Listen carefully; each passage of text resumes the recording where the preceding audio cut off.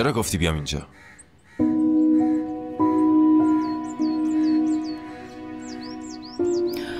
زینال خیلی منو تحت تاثیر قرار داده بودی. فکر میکردم خیلی شجاعی، فکر میکردم از هیچی ترسی نداری، ولی تو یه آدم ترسو و ضعیف از آب در اومدی. اون ادعای عشق آتشینت همین بود. کاش عاشق آدمی مثل تو نمی شدم. هرچی دلت میخواد داری بهم میگی نیایش. من نه ترسوام نه بزدل.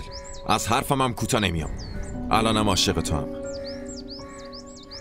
اگه یه بار دیدی بگم ربابو دوست دارم، بدون اون روز شکست منه. اون عشق منو شکست داده. پس الان چه خبره؟ این چه برنامه‌ایه که 24 ساعت دیگه داره راه میافته؟ باشه من فهمیدم ربابو دوست نداری زینال. باشه تو منو دوست داری. خب چرا نمیگی؟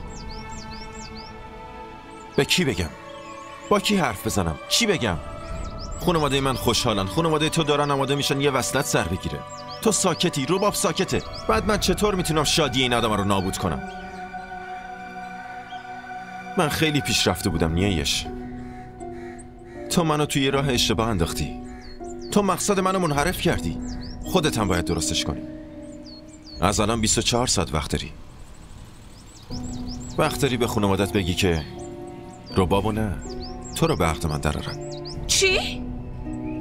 زینال تو با اینکه مردی نمیتونی این حرفا رو به خانوادت بگی، بعد من که دخترم ازم میخوای برم به خانوادم بگم؟ اصلا میدونی وقتی این حرفو بشنون چه طوفانی تو خونمون بپا میشه؟ میترسی دیگه. تو هم میترسی که نکنه تو دل فکر عزیزانت و خانوادت با شنیدن این حرف طوفان بپا باشه. همونقدر که خوشی و رضایت خانوادت برات اهمیت داره، برای منم چیزی بالاتر از خوشحالی خانوادم نیست، حتی همراهی تو.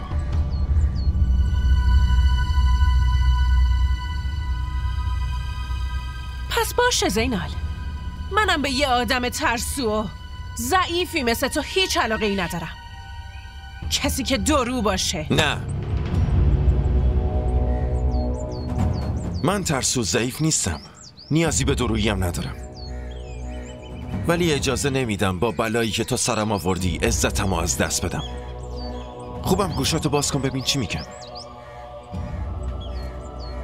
دیگه بهت اعتماد ندارم. گم شو برو. منم هیچ احتیاجی به توجه یه آدمی مثل تو ندارم. برو با اون دختره نازک نارنجی ازدواج کن و تا عمر داری زجر و بدبختی بکش، چون دختر باحالی مثل من تو قسمت تو نوشته نشده. باشه نیایش، حالا با چشمای خودت ببین که رباب مال من میشه. بعدم بشین برای حماقت و حق بازیت عذاب بگیر دختر باحال. چون دختر باحالی مثل تو لیاقتش همینه. خداحافظ. सुना सुना वो रास्ता कब मेरी मंजिल हुआ, खोया खोया वो मिलना कितना मुश्किल हुआ।